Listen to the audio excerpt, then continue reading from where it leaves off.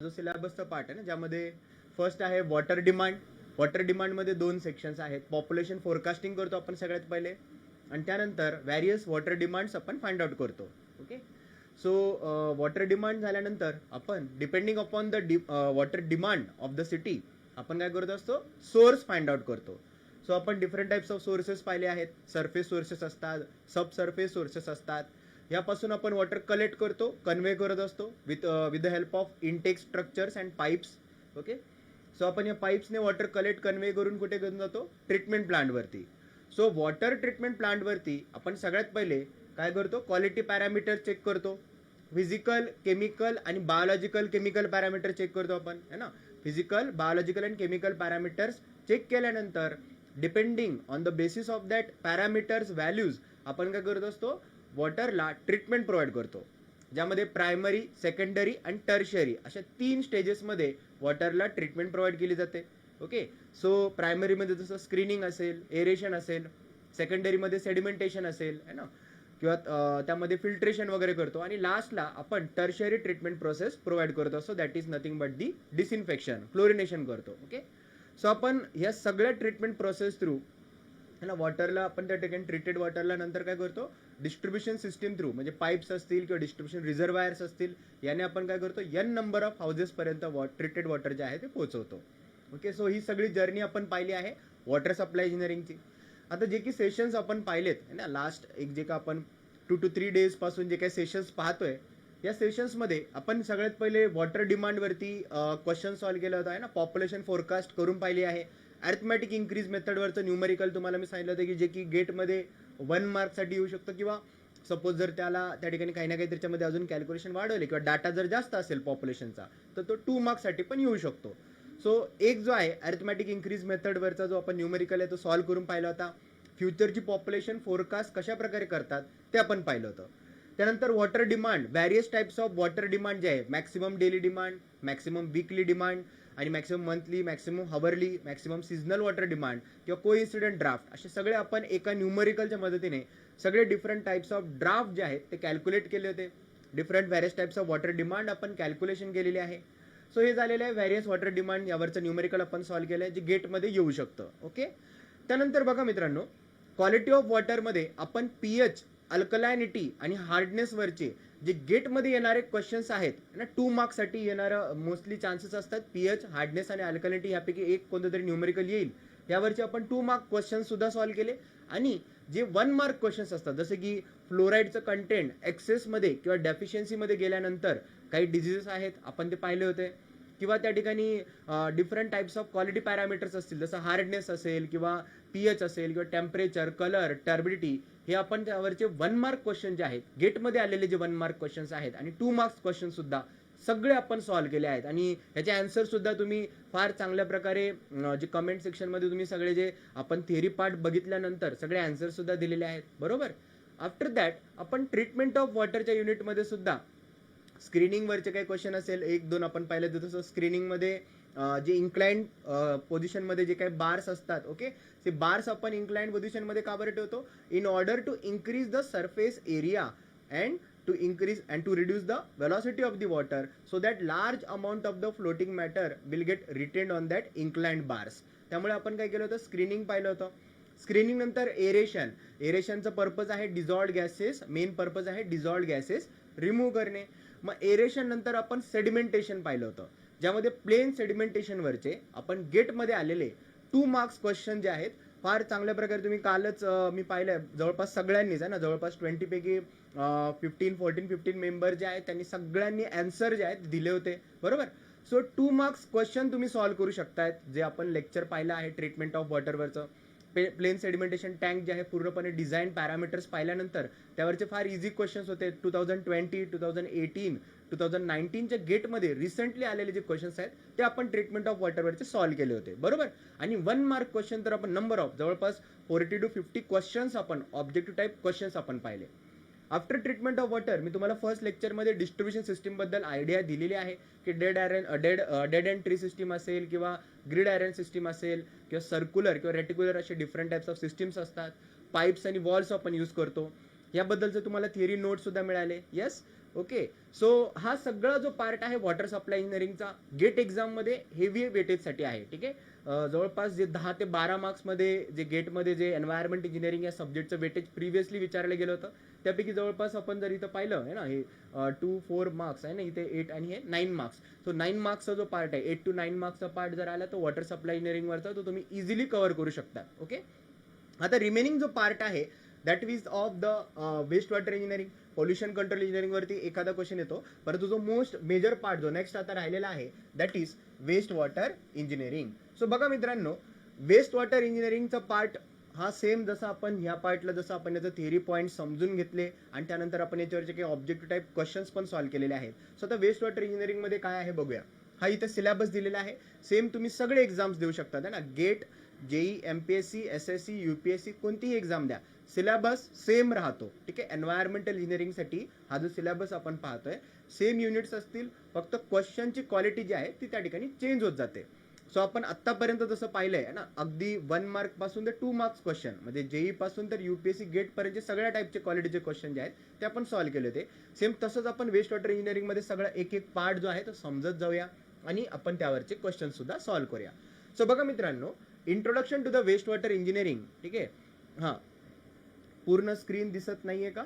Actually पूर्ण screen आहे, पण काहीतरी सेटिंगमध्ये थोडा प्रॉब्लेम झालाय, त्यामुळे थोडंफार मला वाटते झूम मॅग्निफाय झालंय थोडं. ओके. पण पूर्ण स्क्रीन आहे. येस कैलास, स्क्रीन जे आहे पूर्ण आहे. ओके. बोर्डवरती जेवढं आहे सगळं दिसतंय. हां, बघा, introduction to the waste water engineering हा जो पार्ट आहे हा 1 मार्कसाठी आहे. यामध्ये आपण काय करतो, काही टेक्निकल टर्म्स आहेत, सिवेज, सलेज असे काही टेक्निकल टर्म्स आहेत. सो आपण ते समजून घेतो की काय आहे सिवेज, कशाला सलेज म्हणायचं, किंवा डोमेस्टिक सिवेज काय आहे, इंडस्ट्रियल सिवेज, त्यानंतर असतात सरफेस रन ऑफ किंवा ड्रेनेज डिस्चार्जचा पार्ट आहे. ओके. सो हा इंट्रोडक्शनचा पार्ट येतो. त्यामध्येच आपण सिवरेज सिस्टीम्स पण पाहतो, कंबाईंड सिस्टीम, सेपरेट सिस्टीम आणि पार्शियली सेपरेट सिस्टीम. सो अशा सिस्टीम ज्या आहेत हे आपण इंट्रोडक्शनच्या पार्टमध्ये पाहतो आणि त्यावर कदाचित काही आलं तर क्वेश्चन 1 मार्क, जो 1 मार्क 1 लाइनर क्वेश्चन आहे तो ह्यावरती येऊ शकतो. ओके. सिवर ॲपर्टॅनन्सेस अँड सिवर डिझाईनचा पार्ट असतो हा. सो सिवर ॲपर्टॅनन्सेसमध्ये मी जसं काल सांगितलं की जे पाईप्स आपण सिवेज कॅरी करण्यासाठी यूज करतो त्याला आपण म्हणतो सिवर पाईप्स. ओके. सो हे जे सिवर पाईप जे आहेत मित्रांनो, ह्या सिवर पाईप्समध्ये मध्ये त्या ठिकाणी काही स्ट्रक्चर्स आपल्याला कन्स्ट्रक्ट करावे लागतात इन्स्पेक्शन वर्कसाठी. जसं की कुठे क्लॉग झालं आहे, कुठे चोकअप झालेला असतील सिवर पाईप्स सिवेज कॅरी करत असताना. सो इन्स्पेक्शन वर्कसाठी तुम्हाला जसं मी काल एक एक्झाम्पल म्हणून सांगितलं होतं, जिथे 2 to 4 मेन रोड जे आहेत एकमेकांना कनेक्ट होतात, इंटरकनेक्शन पाहतो आपण रोड्सचं, तर त्या ठिकाणी जिथे इंटरकनेक्शन असतं तिथे रोडमध्ये असं एक सेंटर, असं एक त्या ठिकाणी सर्क्युलर तुम्हाला एक कव्हर दिसेल, मॅनहोल कव्हर असतो तो. ओके. सो हा मॅनहोल कव्हर कशासाठी असतो, जेणेकरून जे ड्रेनेज लाईनमध्ये सिवेज आहे मे बी चोकअप झाला असेल तर त्याला त्या ठिकाणी क्लिअर करता येईल एक्सेस वॉटर ड्रेन आउट करून. सो मॅनहोल्स असतात, ड्रॉप मॅनहोल असतात, लॅम्प होल्स असतात, असे different types of sewer appurtenances असतात, ज्यावर MPSC exams, UPSC GATE exams किंवा जेईच्या ज्या जागा निघतात त्यामध्ये 1 मार्कसाठी क्वेश्चन येऊ शकतो. सो हे सिवर ॲपर्टॅनन्सेस आपण पाहतोय. ठीक आहे. सिम्पल क्वेश्चन्स आहेत यावर. आणि वेस्ट वॉटर कॅरेक्टरिस्टिक्स. सो आता मी असं म्हणेल की जर वेस्ट वॉटर इंजिनिअरिंगमध्ये इम्पॉर्टंट काही असेल तर सगळ्यात जास्त जर इम्पॉर्टंट आहे, व्हेरी इम्पॉर्टंट, सो हे 2 आहेत बघा, वेस्ट वॉटर कॅरेक्टरिस्टिक्स आणि दुसरा आहे ट्रीटमेंट ऑफ सिवेज. अतिशय महत्त्वाचे पार्ट आहेत. जसं की वेस्ट वॉटर कॅरेक्टरिस्टिक्समध्ये काही टर्म्स आहेत, जसं बीओडी आहे आणि सीओडी आहे. So most of the question तुम्हाला बीओडी कॅल्क्युलेशनवरती, सीओडी कॅल्क्युलेशनवरती बघायला मिळतात. तर बीओडी म्हणजे काय, बायोकेमिकल ऑक्सिजन डिमांड, आणि सीओडी काय तर फुल फॉर्म पाहायला गेलं तर केमिकल ऑक्सिजन डिमांड. सो हे बीओडी आणि सीओडीवर बरेचसे क्वेश्चन असतात. जवळपास सगळ्याच एक्झाममध्ये मी पाहिलं तर बीओडीवरती कॅल्क्युलेशनवरती क्वेश्चन्स असतात. सो यामध्ये वेस्ट वॉटर कॅरेक्टरिस्टिक्समध्ये आपण काय करतो, फिजिकल आणि केमिकल असे 2च कॅरेक्टरिस्टिक चेक करत असतो. मी कालही तुम्हाला सांगितलं, पण थोडं आपलं नेट कनेक्टिव्हिटीमुळे कालचं सेशन थोडं डिस्टर्ब झालं होतं, मी पुन्हा हे रिपीट करत आहे. बघा मित्रांनो, फिजिकल आणि केमिकल पॅरामीटर्स हे 2च पॅरामीटर वेस्ट वॉटर इंजिनिअरिंगमध्ये चेक केले जातात. थर्ड जो आहे बायोलॉजिकल पॅरामीटर वेस्ट वॉटर इंजिनिअरिंगमध्ये चेक करत नाही. त्याचं रिझन असं आहे, वेस्ट वॉटर इंजिनिअरिंगमध्ये आपण वेस्ट वॉटरला त्याचे क्वालिटी कॅरेक्टरिस्टिक्स, क्वालिटी पॅरामीटर जे आहेत फिजिकल आणि केमिकल, हे पॅरामीटर चेक केल्यानंतर ट्रीटमेंट प्रोव्हाइड करणार आहे आणि डिस्पोज करणार आहे. ठीक आहे. आफ्टर द ट्रीटमेंट आपण सिवेजला काय करतो, जे ट्रीटेड एफ्लुएंट आहे त्याला डिस्पोज करत असतो, एकतर रिव्हरमध्ये किंवा एकतर त्या ठिकाणी सीमध्ये, ओशन्समध्ये किंवा on the surface of the land. आपण त्याला सिवेजला जे ट्रीटेड एफ्लुएंट आहे त्याला डिस्पोज करत असतो. आपण वॉटर सप्लाय इंजिनिअरिंगमध्ये काय करायचो, जे ट्रीटेड वॉटर आहे physical, chemical, biological parameter check करण्याचा उद्देश हा होता की बायोलॉजिकल पॅरामीटरमध्ये आपण harmful disease causing germs and बॅक्टेरियाजला आयडेंटिफाय करायचो.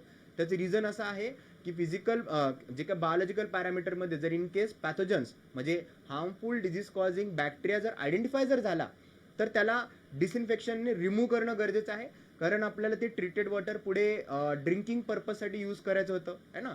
And that water should be good for health. आपल्याला जर्म्स अँड बॅक्टेरिया डिस्ट्रॉय करणं गरजेचं होतं. आणि म्हणून आपण वॉटर सप्लाय इंजिनिअरिंगमध्ये बायोलॉजिकल पॅरामीटर्स चेक करत असतो. वेस्ट वॉटर इंजिनिअरिंगमध्ये आपल्याला बायोलॉजिकल पॅरामीटर चेक करण्याची गरज नाही पडत, कारण ते वॉटर डिस्पोज करतो. आपल्याला ट्रीटेड वेस्ट वॉटर जे आहे डिस्पोज करावं लागतं, त्याला त्या ठिकाणी आपण यूज नाही करत ना, तर डिस्पोज करायचं आहे म्हणून बायोलॉजिकल पॅरामीटर चेक करण्याची गरज नाही आहे. ओके, सो हे लक्षात येते. सो वेस्ट वॉटरमध्ये फिजिकल अँड केमिकल पॅरामीटर्स फक्त हे दोनच असणार आहेत. सो याचं सुद्धा वेटेज 1 to 2 मार्क्ससाठी आहे. After that disposal of sewage effluent हा मी ट्रीटमेंट ऑफ सिवेजच्या आधी का बरं बघतोय. बघा मित्रांनो, ट्रीटमेंट ऑफ सिवेज ह्या युनिटच्या आधी आपण डिस्पोजल ऑफ सिवेज एफ्लुएंट हा चॅप्टर का बरं स्टडी करणार आहे. याचं रिझन असं आहे कारण आपल्याला ज्या सोर्स ऑफ डिस्पोजल आहे तो आपल्याला माहित असला पाहिजे. म्हणजे ट्रीटमेंट झालंय, ट्रीटमेंट नंतर आपण जर रिव्हरमध्ये जर आपल्याला सिवेज ट्रीटेड सिवेज जो आहे तो जर डिस्पोज करायचा असेल तर त्याचे त्या ठिकाणी परमिसिबल लिमिट्स असतील काहीतरी. म्हणजे ते जर परमिसिबल लिमिटमध्ये ट्रीटेड सिवेज असेल तरच आपण रिव्हरमध्ये डिस्पोज करू शकतो. So depending upon the permissible limits of the source of disposal आपण काय करत असतो, डिग्री ऑफ ट्रीटमेंट प्रोव्हाइड करत असतो. सो ट्रीटमेंटच्या आधी आपल्याला डिस्पोजल ऑफ सिवेज जो आहे हा पार्ट हा लेक्चर समजून घेणं गरजेचं असतं. ठीक आहे. आणि आफ्टर दॅट ट्रीटमेंट प्रोव्हाइड करायचे आहे. यामध्ये प्रिलिमिनरी, प्रायमरी, सेकंडरी असे ह्या ठिकाणी ट्रीटमेंट प्रोसेस असतात, ज्यामध्ये महत्त्वाचं जर बघायचं गेलं तर ॲक्टिवेटेड स्लज प्रोसेस. ठीक आहे, हे तुम्ही ऐकलं असेल, ही महत्त्वाची आहे. बाकी इतर जर पाहायला गेलं तर ट्रिकलिंग फिल्टर्स असतात. ठीक आहे, ट्रीटमेंट ऑफ सिवेजमध्ये, किंवा ऑक्सिडेशन पॉन्ड्स असतात, सेप्टिक टँक्स असतात. हे सगळे ट्रीटमेंट ऑफ सिवेजमध्ये आपण पाहतो. त्यामध्ये स्क्रीनिंग, सेडिमेंटेशन याही प्रोसेस आहेत जे आपण प्रिव्हियसली वॉटर सप्लाय इंजिनिअरिंगमध्ये पाहिलेलं आहे. सो बघा मित्रांनो, आपण ह्या वेस्ट वॉटर इंजिनिअरिंग या पार्टला समजून घेऊया यामध्ये काय आहेत ते. ठीक आहे, जस्ट अ मिनिट. आपण एकदा स्क्रीनला थोडंफार जे सेटिंग्समध्ये थोडे चेंजेस झाले, एकदा एकच मिनिट फक्त वेट करूया. काहीतरी चेंजेस आहेत आपण चेक करूया. ओके, एक मिनिट फक्त, जस्ट अ मिनिट. सर तिथं रेझोल्युशन चेंज झालं आहे. हां, तिथं दाखवत आहे.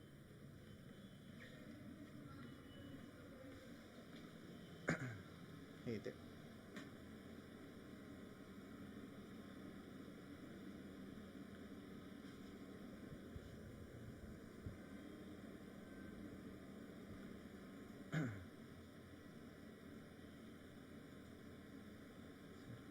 स्क्रीनची लाईट खायची.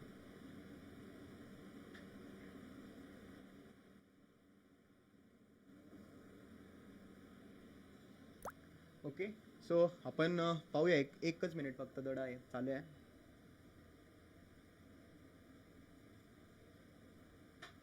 येस कैलास, पूर्ण स्क्रीन दिसेल. एक थोडं थांबा फक्त. झालं आता? ओके झालं आहे, तेवढंच आहे का? ठीक आहे, मला वाटते स्क्रीनचं थोडंफार झूम जास्त झालं आहे सर. ठीक आहे, पहा हे बघा, हे हा जो पार्ट आहे ना हा दिसत नाही.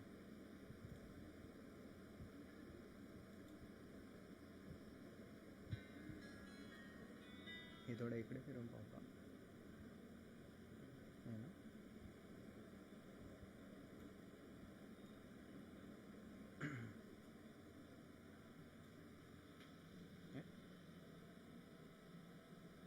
Okay,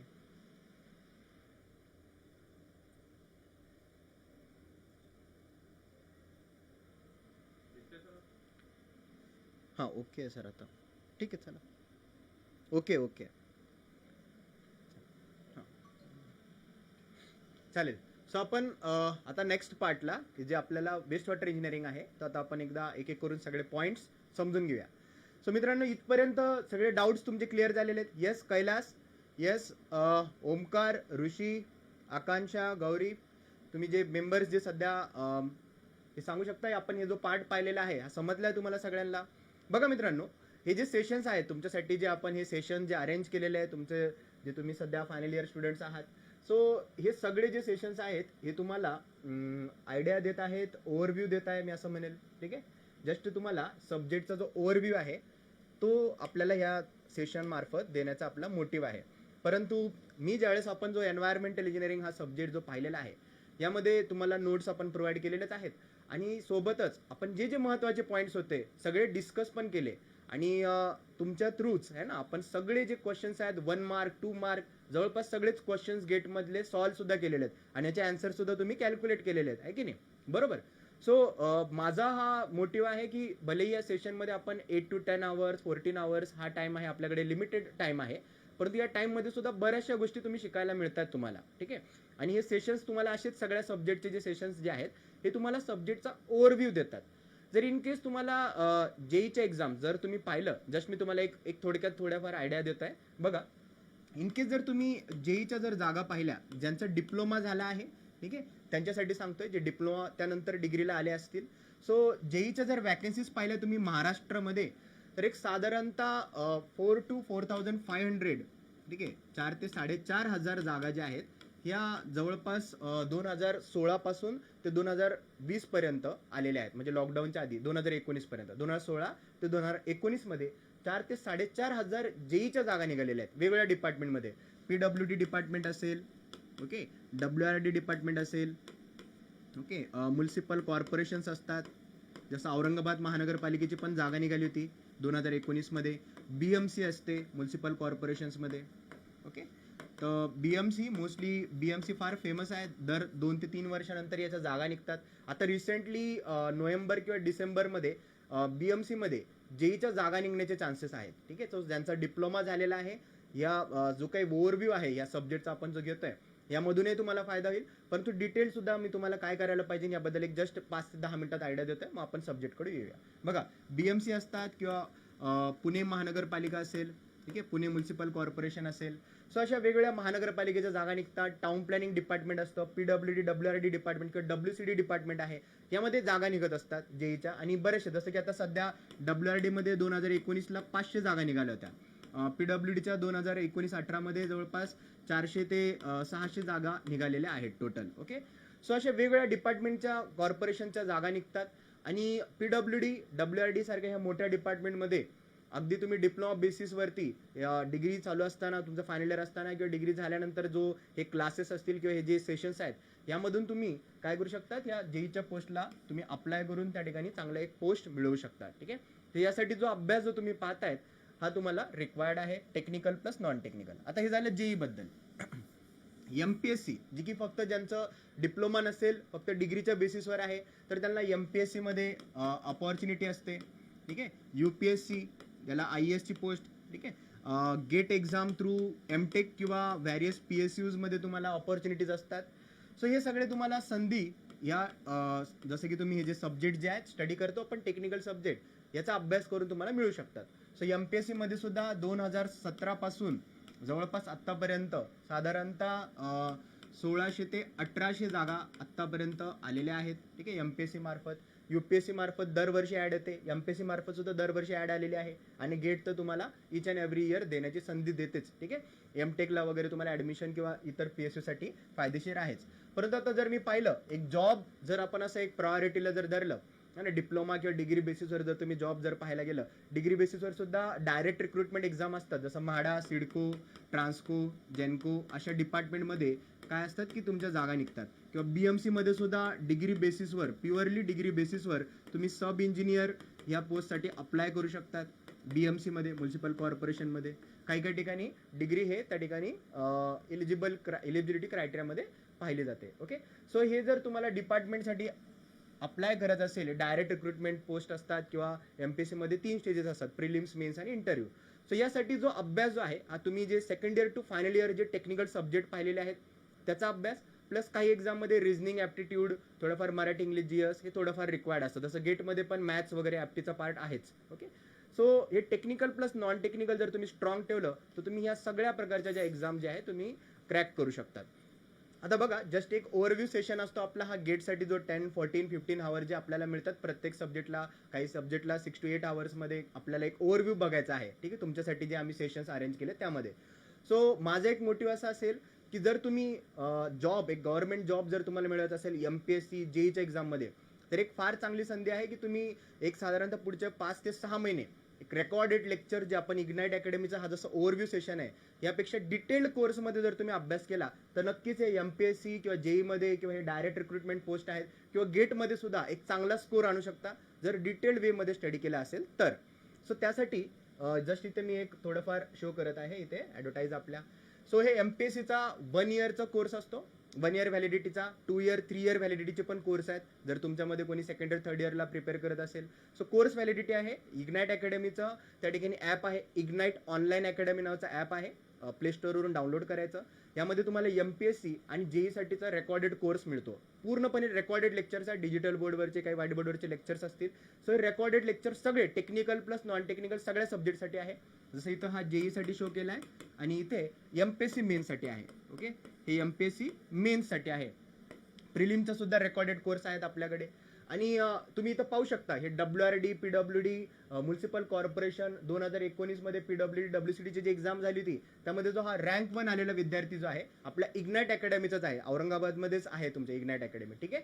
so number of selections जवळपास 100+ सिलेक्शन जेईच्या एक्झाममध्ये आणि 200+ सिलेक्शन जे MPSC सारखी मोठी एक्झाम आहे त्यामध्ये क्लास 1 क्लास 2 पोस्टसाठी सिलेक्ट झालेले 200+ स्टुडंट जे आहेत आपल्या इग्नाइट अकॅडमी थ्रू पास झालेले आहेत. आणि आता रिसेंट 2020 मध्ये ज्या पेंडिंग एक्झाम आहेत त्या आता होत आहेत, त्यामधून पण भरपूर सारे सिलेक्शन्स आपले येणार आहेत. सो तुम्ही हे रेकॉर्डेड कोर्स आहेत तुमच्या मोबाईलमध्ये लेक्चर्स किंवा लॅपटॉप वगैरे जे असेल तुमच्याकडे त्यामध्ये लेक्चर्स पाहू शकतात आणि सगळे सब्जेक्ट जे आहेत डिटेल्ड वेमध्ये शिकवलेले आहेत आम्ही. जसं आता माझं एन्व्हायरमेंटल इंजिनिअरिंग आहे, जर तुम्ही हा कोर्समध्ये जर पाहिला, हा सध्या जर ओव्हरव्ह्यू पाहतायत, परंतु जर डिटेलमध्ये बघायचं असेल तर या ॲपमध्ये इग्नाइट ऑनलाईन अकॅडमीमध्ये जवळपास 65 to 70 आवर्समध्ये जातो. जिओटेक किंवा एन्व्हायरमेंट जे मोठे सब्जेक्ट्स आहेत, काही 50 आवर्समध्ये सब्जेक्ट असतात, SOM, RCC. सो एकदम डिटेल वेमध्ये ज्यावेळेस तुम्ही शिकतात मित्रांनो, तेव्हा MPSC गेट एक्झाम जेईच्या एक्झाममध्ये इझिली तुम्ही स्कोअर करू शकतात आणि चांगली पोस्ट मिळू शकतात. हे आमचे सिलेक्शन्स इथे दाखवत आहेत तुम्हाला, ठीक आहे. इथे हे फॅकल्टी मेंबर्स शो केलेले आहेत. सो हे तुम्हाला सगळं इग्नाइट ऑनलाईन अकॅडमी नावाचा ॲप आहे त्यामध्ये मिळून जाईल. इथे पुढे नेक्स्ट स्लाइडवर मी शो केलं आहे. जसं BMC साठी सध्या जे जागा निघणार आहे त्यासाठी सुद्धा 1 इयर व्हॅलिडिटीचा कोर्स आहे, 5 ते 6 महिन्यामध्ये जागा येईल आणि इमिडिएट एक्झाम होत असते.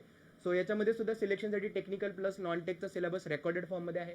काय करायचं, सिम्पल, तुम्ही फक्त ॲप डाउनलोड करा. इग्नाइट ऑनलाईन अकॅडमी नावाचा ॲप आहे, त्यामध्ये काही डेमो लेक्चर्स पण आहे. नंतर तुम्हाला आवडलं तर कोर्स पण परचेस करा. टेक्निकल प्लस नॉन टेक्निकल सब्जेक्टसाठी पूर्ण रेकॉर्डेड लेक्चर्स.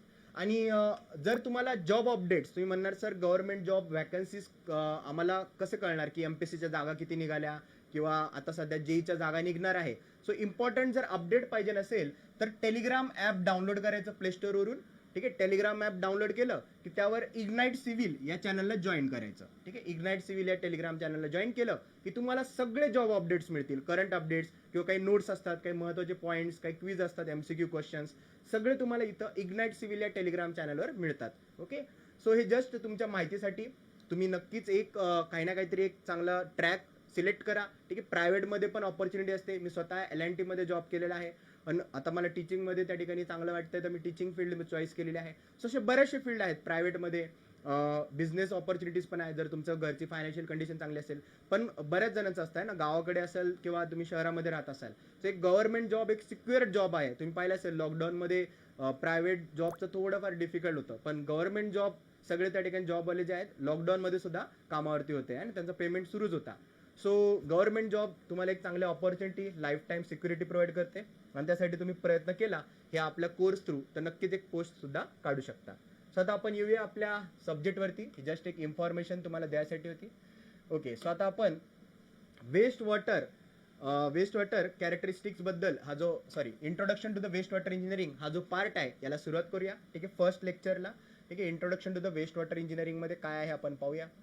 सो बघा मित्रांनो, इंट्रोडक्शन पार्टमध्ये आपण जस्ट पहिले काही टर्म्स समजून घेऊया, ठीक आहे. काही टर्म्स आहेत ते समजून घेऊया. सो आता यामध्ये काय काय असतं पहा. बघा मित्रांनो, हा जो त्या ठिकाणी वेस्ट वॉटर आपण पाहतोय ठीक आहे, वेस्ट वॉटर इंजिनिअरिंग. ठीक आहे, यामध्ये इंजिनिअरिंग किंवा आपलं नॉलेज आपण का बरं अप्लाय करतो किंवा हे वेस्ट वॉटर ट्रीटमेंट वगैरे का बरं करावी लागते हे आपण जस्ट समजून घेऊया पहिले. बघा मित्रांनो, जर डोमेस्टिक ऍक्टिव्हिटीज असतील किंवा कमर्शियल ऍक्टिव्हिटीज असतील, इंडस्ट्रियल ऍक्टिव्हिटीज असतात, त्यापासून जे वेस्ट वॉटर जनरेट होत आहे त्याला काही टेक्निकल टर्म्स आपण पाहणार आहे. पण त्याआधी जनरल जे काही नेम्स आहेत ते पण आपण बघून घेऊया. वेस्ट वॉटर जे आहेत जनरेट होत असेल डोमेस्टिक, इंडस्ट्रियल, कमर्शियल ऍक्टिव्हिटीज पासून, बरोबर है ना. डोमेस्टिक ऍक्टिव्हिटीज म्हणजे आपण जसं आपल्या प्रत्येक n नंबर ऑफ हाऊसेसला वॉटर डिस्ट्रीब्यूट केलं आहे. सो ड्रिंकिंग, कुकिंग, वॉशिंग, बाथिंगसाठी वॉटर यूज केलं जातं. सो त्यामध्ये जे डोमेस्टिक ऍक्टिव्हिटीजमध्ये वॉटर जे आहे यूज केल्यानंतर वेस्ट वॉटर जनरेट होतं, बरोबर. कमर्शियल ऍक्टिव्हिटीज असतात जसं की ऑफिस बिल्डिंग्स असतात, hospitals, cinema theatres, schools, colleges, हे जे आहे ते कमर्शियल बिल्डिंग्स आहेत. सो त्यामध्ये जे वेस्ट वॉटर जनरेट होईल ते कमर्शियल ऍक्टिव्हिटीजमधून झालेलं आहे असं म्हणू शकतो. किंवा हॉटेल्स असतात, रेस्टॉरंट्स, त्यामधून वेस्ट वॉटर जनरेट होत असेल, बरोबर. After that industrial activities. So आता इंडस्ट्रियल ऍक्टिव्हिटीज जसं पेस्टिसाइड्स, ओके, किंवा काही केमिकल इंडस्ट्रीज असतात किंवा paper and pulp making industries किंवा शुगर इंडस्ट्रीज आहेत. मोलासिस वॉशिंगसाठी जवळपास huge amount of water required आहे. 4 to 5 lakh litres of water sugar इंडस्ट्रीला डेली रिक्वायर्ड असतं. सो त्यामध्ये काही वॉशिंगसाठी जातं, मोलॅसिस वॉशिंगसाठी, काही बॉयलर्स वॉशिंगसाठी जातं किंवा बॉयलरमध्ये काही अमाऊंट ऑफ वॉटर रिक्वायर्ड असेल. सो हे सगळं त्या इंडस्ट्रीजमधून वेस्ट वॉटर जनरेट होत असतं. सो आता नॉर्मली आपण वेस्ट वॉटरला काय काय नावं देतोय पाहूया. इथे दिलेलं आहे, ठीक आहे. ग्रे वॉटर आणि ब्लॅक वॉटर आपण असं दोन यामध्ये क्लासिफाय करतो, ठीक आहे. जनरल टर्म्स आहेत, याला टेक्निकल टर्म्स म्हणजे नाही म्हणणार, ओके. जसं की आता ग्रे वॉटर कशाला म्हणतो आपण, जे वेस्ट वॉटर जनरेट कशापासून झालेलं आहे, जे किचन सिंक्स असतात है ना, किंवा वॉश बेसिन सिंक असतील है ना, बाथरूम्स असतील, किचन्स, डिश वॉशर्स आणि क्लोथ वॉशर्स है ना. वॉशिंग मशीन मधून जे वेस्ट वॉटर असेल किंवा डिश वॉशर्स असतील किंवा किचन्स, बाथरूम, सिंक मधून जे वेस्ट वॉटर जनरेट झालेलं आहे त्याला आपण म्हणत असतो ग्रे वॉटर. काय म्हणायचं त्याला, ग्रे वॉटर म्हणत असतो, बरोबर. आता जे ब्लॅक वॉटर असेल, जसं की आपण टॉयलेट्स असतात किंवा युरिनल्स असतात, त्यामध्ये आपण वॉटर यूज करतो फ्लशिंगसाठी, ओके. सो त्यापासून जे ह्यूज अमाऊंट ऑफ एक्सक्रिटा असेल किंवा जे पूर्ण जे कम्युनिटी असेल त्यापासून जे वेस्ट वॉटर जनरेट होत आहे त्याला आपण होत असतो black water, okay. So may be city असेल, कम्युनिटी असेल, टाउन असेल किंवा एखादा लोकल एरिया असेल, त्यापासून जे वेस्ट वॉटर जनरेट होत आहे त्याला आपण होत असतो ब्लॅक वॉटर, बरोबर. सो ग्रे वॉटर आणि ब्लॅक वॉटर आपण युजली असं याला क्लासिफाय करत असतो, बरोबर. एक मिनिट, याला जर आपण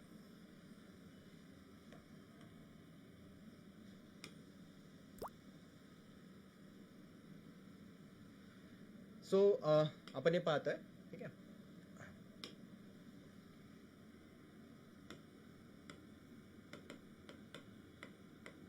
आलं लक्षात, इथपर्यंत समजताय. हा बघा, सो आता हा जो पार्ट आहे ब्लॅक वॉटरचा झालेला आहे. अजून एक की जर इन केस तुम्ही सरफेस रन ऑफ किंवा ड्रेनेज डिस्चार्ज किंवा स्टॉर्म डिस्चार्ज आपण कशाला म्हणतो, बघा, जे रेन वॉटर असेल है ना, रेन वॉटर मे बी तुमचं जे बिल्डिंगचे जे रूफ टॉप्स असतात, ठीक आहे, बिल्डिंगच्या रूफ टॉपवरती काहीतरी excess amount of rain water असेल तर ते रूफ टॉप्सवरून गली ट्रॅपच्या मार्फत पाईप्समधून पुन्हा ड्रेन आउट होतात, बरोबर. त्यानंतर जे कोर्ट यार्ड्स असतात म्हणजे बिल्डिंगच्या समोर जो पार्किंग स्पेस असेल किंवा जे कोर्ट यार्ड्स असेल तुमच्या अंगणामध्ये, घराच्या अंगणामध्ये जे पाणी साठतं, ठीक आहे, that water that is nothing but the surface run of or drainage discharge or storm discharge. आपण त्याला काय म्हणतो, एकतर त्याला सरफेस रन ऑफ म्हणतो किंवा ड्रेनेज डिस्चार्ज म्हणतो किंवा स्टॉर्म डिस्चार्ज म्हणत असतो, बरोबर. सो हा झाला एक पार्ट. किंवा तुम्ही असं म्हणू शकता जे स्ट्रीट्स असतात, रोड्स असतात, रोडवरती जो सरफेस रन ऑफचा पार्ट आहे, रेनफॉल झाल्यामुळे जो सरफेस रन ऑफचा पार्ट आहे तो त्या ठिकाणी कलेक्ट केला तर सरफेस रन ऑफ किंवा ड्रेनेज डिस्चार्ज किंवा स्टॉर्म डिस्चार्जचा पार्ट बनत असतो. आता पहा, टेक्निकली आपण यांना जे नावं दिलेले आहेत किंवा यांना आपण पाईप सिवेज जे आहे ते कॅरी करतोय किंवा सलेज जे आहे आपण कशाला म्हणायचं किंवा स्टॉर्म डिस्चार्ज आपण नेमका स्पेसिफिकली कशाला म्हणतो हे आता आपण टेक्निकली काय म्हणतोय ते पाहूया. पुढे नेक्स्ट स्लाइडवरती बघूया. सो आता इथे ही स्लाइड मे बी तुम्हाला व्हिज्युअलाइज थोडंफार क्लॅरिटी वाढव तुमच्या युट्यूब व्हिडिओची, तर तुम्हाला हे पण स्लाइड क्लिअर दिसेल. बघा मित्रांनो, यावरती काय दिलेलं आहे, आपण जस्ट आपल्याला हे टर्म्स समजून सांगतोय मी, फक्त तुम्ही ऐका, ठीक आहे. पुढचे स्लाइड क्लिअरली व्हिजिबल आहेत, ठीक आहे. फक्त या स्लाइडला फक्त लक्ष देऊन फक्त काय म्हणतो त्यावर ऐका, ठीक आहे. बघा, सिवेज आपण कशाला म्हणतो आणि सलेज ह्या दोघांमध्ये डिफरन्शिएट सांगतो. बघा ऐका, पूर्ण सिटीमध्ये काही ना काहीतरी त्या ठिकाणी इंडस्ट्रीज असतील किंवा त्या ठिकाणी काही कमर्शियल एरिया असेल, जसं हॉस्पिटल, स्कूल्स, कॉलेजेस, बिल्डिंग्स असतील, काही ना काहीतरी ऑफिस बिल्डिंग्स असतील. ठीक आहे. हा कमर्शियल ऍक्टिव्हिटीज मधून वेस्ट वॉटर जनरेट होत आहे, इंडस्ट्रीमधून वेस्ट वॉटर जनरेट होत आहे.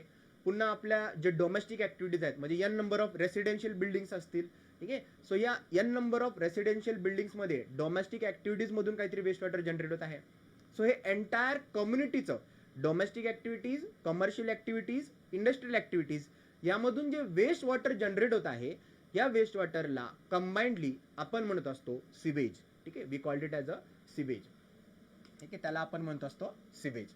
आता हा जो सिवेज जो आहे, सिवेजचा पार्ट आपण कलेक्ट करतो, सिवेज ट्रीटमेंट प्लांटवर घेऊन जातो आणि याला ट्रीटमेंट प्रोव्हाइड करत असतो. आता याला ट्रीटमेंट का बरं प्रोव्हाइड करायची?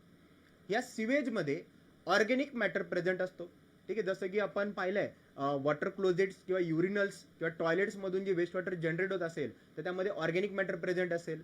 सो त्या ऑर्गॅनिक मॅटरला, हा जो ऑर्गॅनिक मॅटर असतो मित्रांनो, हा organic matter half decomposed matter असतो किंवा त्याला तुम्ही म्हणू शकता पार्शियली डिकम्पोज्ड असतो.